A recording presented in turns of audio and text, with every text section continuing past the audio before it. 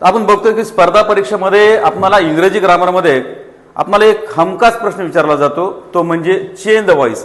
म्हणजेच काय अर्थात वाक्याचा आपल्याला काही व्हॉइस आपल्याला चेंज करायचा आहे. खरं तर आपल्याला माहित आहे की ऍक्टिव्ह व्हॉइस आणि पॅसिव्ह व्हॉइस हे दोन व्हॉइस असतात. तर लक्षात घ्या, ऍक्टिव्ह व्हॉइसची रचना कशी असते बघा, इथं subject plus verb plus object, आणि पॅसिव्ह व्हॉइसची रचना काय असते, ऑब्जेक्ट प्लस टू बी चे तिसरे रूप, टू बी चे रूप प्लस तिसरे रूप आणि बाय आणि सब्जेक्ट लावला जातो.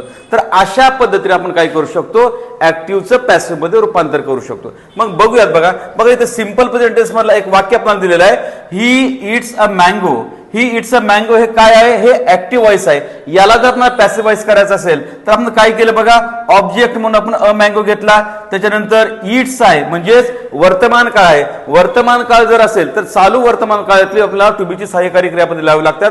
म्हणून अ मँगो हा सिंग्युलर असल्यामुळे आपण इज घेतलेला आहे.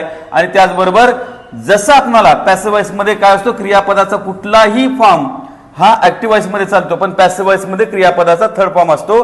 त्यामुळे इटन घेतलेला आहे आणि त्यापुढे बाय लावून आपण काय केलं, प्रोनाउनचे द्वितीय घेतले म्हणजे हिम घेतलेला आहे.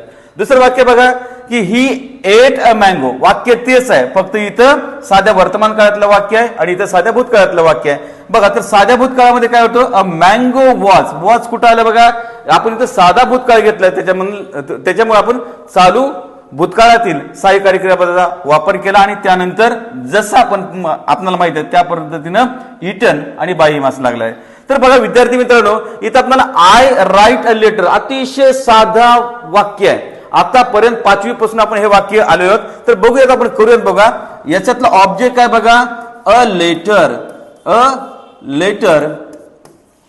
त्याच्यानंतर राईट म्हणजे काय आहे, वर्तमान काळ आहे. वर्तमान काळ आल्यानंतर आपल्याला काय करायचं, चालू वर्तमान काळाचे सहाय्यकारी क्रियापद इज, कारण सिंग्युलर आहे म्हणे इज. त्याच्यानंतर क्रियापदाचा थर्ड फॉर्म राईट, रोट, रिटन.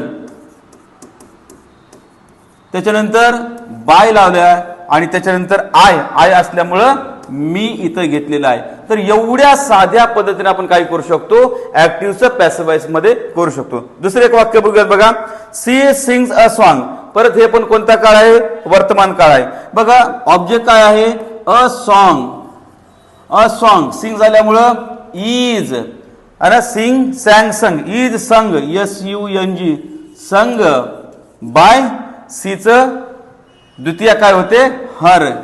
तर अशा पद्धतीने आपण काय करू शकतो, ऍक्टिव्हचं वाक्य पॅसिव्ह मध्ये करू शकतो. एक छोटस उदाहरण तुमच्यासाठी दिलेलं आहे, दे बिल्ड अ हाऊस. तर आपण काय करायचं आहे, या वाक्याचं पॅसिव्ह व्हॉइस करून आपल्याला कमेंट बॉक्स मध्ये टाकायचं आहे.